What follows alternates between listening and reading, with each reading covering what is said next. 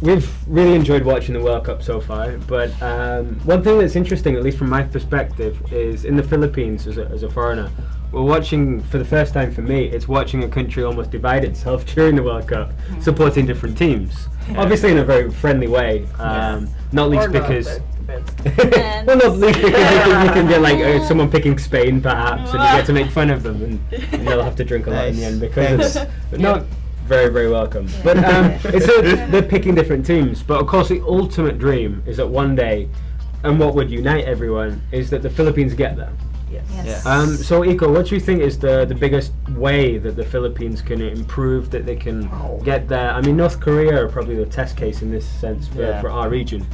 How can the Philippines get to the World Cup? Well, first and foremost, there's got to be funding, basically from the sponsors.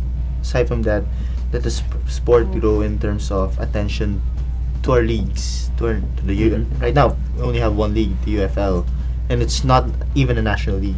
In a few years' time, we may have a national league, and I think we will have a national. We have to have a national league in a few years. So if there's a following there, I think it'll trickle down to the support for the national team, culminating in probably a chance to Trickle up, perhaps. trickle up. Sorry. It's Defying gravity. yeah, because we need the support, and I think through the national leagues, you have rivalries. You'll talk about the sport, and eventually the sport will be there for the national team heading to the World Cup qualifiers. Yeah.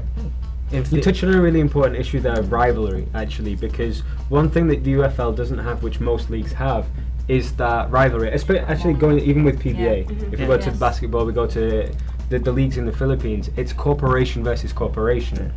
But across the world, the format, the standard is it's the place against the place, city against city, and that's what builds a rivalry there. Or two teams within the city. Yeah, which can build even more, which are usually divided again, like Rangers and Celtic are divided within Glasgow based on religion, and that's the identity and the rivalry that comes with it. Eastern Europe are perhaps another example, which gets very political and dangerous. But how important will that rivalry be, the location, given that the UFL teams will have to assimilate to an area? Well, I think it will be easy for some teams. I think Global already has situation themselves in Leyte since they came from Leyte. Ceres will be promoted to first division, will be based in Bacolod. You'll have Stallion as well, has their roots in Iloilo. They're registered with. Yeah, specifically in Barotac Nuevo.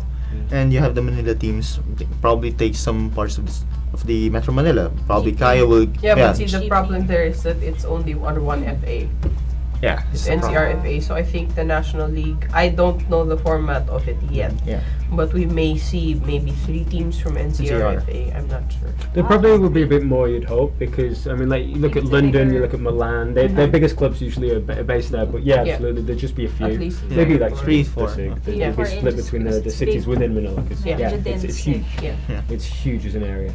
But it's that location, that rivalry will be especially important. Yabs, what else?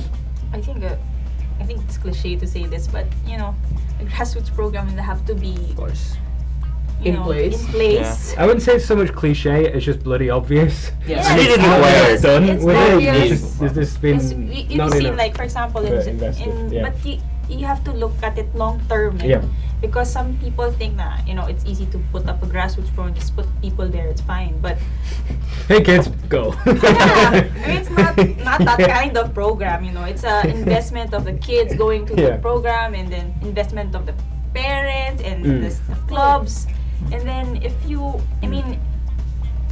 we're going to cite an example, for example, Japan had like a long-term plan before Just they really- went to the World Cup and before they set up this whole But it system. took them really, really It took fast. 10 them years. Really, It was 10 really years. fast. Yeah, 10 right? years. 10 years is quite fast, but if They built very quickly. it's very quickly, correct? But they also had a period where their attendance is halved. Yes. Suddenly it looked like the glamour was going, and for them it was a good time with the World Cup coming up. But one of the important things that Japan did was that they based it on local regions. Like the Yes, UFL, it was yes. corporation versus corporation. Then they Yes. changed it to the regions, and it got the interest and attendance has shot up.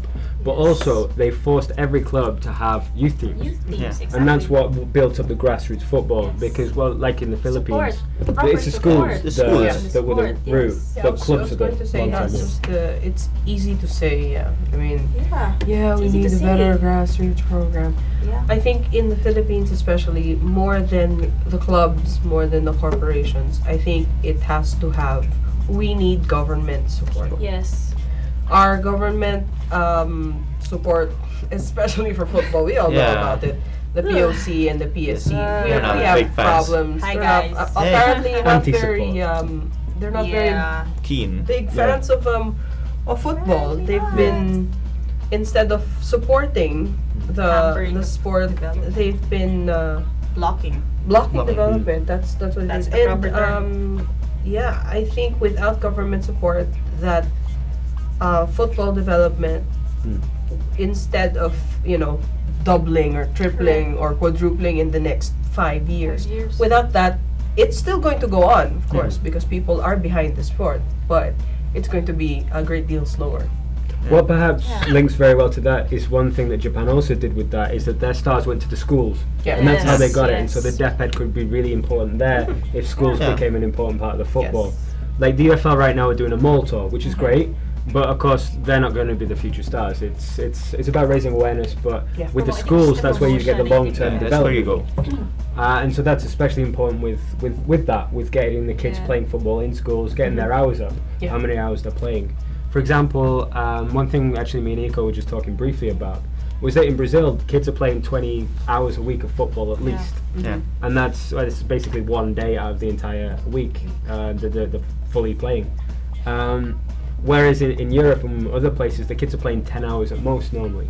And in the Philippines, that number, generally speaking, is so much lower. Yeah. And if you put in the Yeah. quality of the Just pitches and the weekend coaches, thing. yeah. Weekend. So the schools will be especially important with that. But an interesting angle on this is that the girls could probably do it before the boys in the Yeah. Philippines. Yeah, there's a big as chance. Women's football has got evidenced by the huge last- potential. Yeah. Yeah, Push as under evidenced 14. by. Yeah. Please tell us about that. You can tell. Very well. Okay. You were So there. the under 14, I wasn't in Vietnam. You were there. You were I had there. a player That's all. selected, but she got homesick again, and it's a shame. Yeah. But anyway, yeah. So the under 14 girls won all their games through to the final. Only lost to Thailand 2-1 in the end. Yeah. After the progress was big because like last year they Which lost competition 4-0. was it? ASEAN under 14 girls regional AFC. championships. Yep. So it was the ASEAN region Yeah. of the qualifiers for that. So they beat Vietnam. Oof. In The the reigning group champions. stage, hosts reigning champions, just as the Ascals did. Yeah. Really, very very similar kind of thing. It's a huge progress from them because the year before they lost 4-0, which is huge progress. It's a 5-goal Yeah. swing. So Coach Let, Coach Issa, Coach Joyce have done a fantastic job with the girls Congrats. there. One thing that they all noted was they only had a month to train with the girls. Yeah. Wow. And they were always saying like, if we only got a month, imagine what we'd get, what we'd be able to do if we had the full year to Year. train like Vietnam and like Thailand do. Wow. One of the important things in this respect is that the Philippines is rated the 5th highest in the world for gender equality, and they're behind 4 Scandinavian countries. Which, if you're going on a social survey, it's sort of like cheating because the Scandinavian, they always win these things because, actually, in honesty, they're awesome at social issues, health, education, whatever it is. So if you take Scandinavia out of the equation, the Philippines are the best in the world, Yeah. which is really important, not just because of the location of the Philippines and the context of the area and the region, but in terms of football, there's massive potential for women's football. I've got 3 girls myself who within a couple of years have become potentials for that because there's no barriers to them. As there Street would Child be. World Cup team. Yeah. The Ah, girls yeah. got to the Runners final. up. Yeah, the girls Yeah. were in the final against Brazil. Really? We thrashed a lot of the other teams, as Yeah. well, World Cup. including England 6-0. Wow. Just like Yeah. that. That was a nice one. Yeah, beating my own country. It was great. How does that feel, Ron? Yeah. That was great. I wasn't even so much supporting England. I was making sure England lost. And coaching the Philippine team. And yeah, the girls are fantastic. There's so much potential with that. And especially at the youth level, you can see that. There's obviously question marks at the senior level, what with the last SEA Games Games. and Ah. Yeah. whatever's happened to that investigation. I don't think anyone knows what's going on there. Just buried again, just like buried many for other everything investigations with PFF. But there's huge potential for women's football, and the development is absolutely Plus, there's still fantastic. already a women's cup right now ongoing yeah. by the PFF. Yeah, so Pinay there's already football. one. Pinay football girl. Hi, NJ. Hi. What's up? We'll have them on the show really soon. Yeah. That's a good step already, considering that even though it's not yet a full 11 aside, they're already making steps for women's football development. Yeah, well, even the smaller positive. ones like Yeah. that are fantastic because you get more touches on the ball. It really helps development when you've got the smaller sided ones because that's 9-a-side, as you're right. But yeah, the women could get there first, and that itself could really help drive football. How long do you think The women. how long do you For- think will it take for the women to get into the?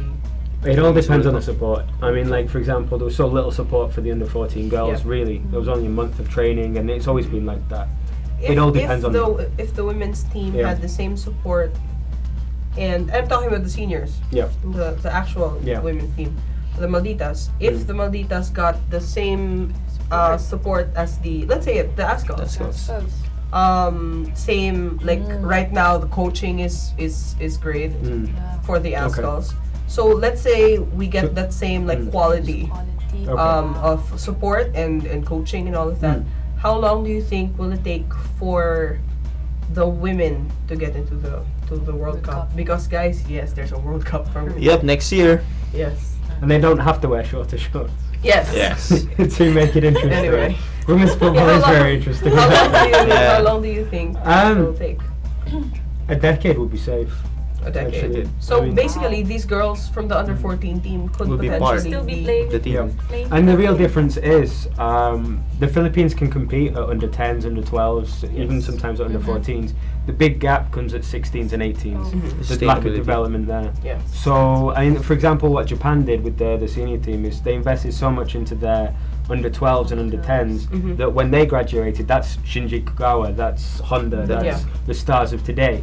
So, They're already reaping the benefits of that. Exactly. 10, 12 Yeah, years. 10 years. so the Philippines can definitely do the same in terms of women's football. Yeah. Given that there are so few barriers to entry for women in the Yeah. Philippines, Yeah. which is a fantastic thing for a country like the Philippines to be able to achieve in the global context. So yeah, I mean, is it every they go a year before the World Cup, I think. After the World After Cup. Is it after- Every 4 after, years. sorry. Every 4 years, Yeah. but year So that would be what if we're talking 15, then 19, 23 would be realistic. yeah, for the women.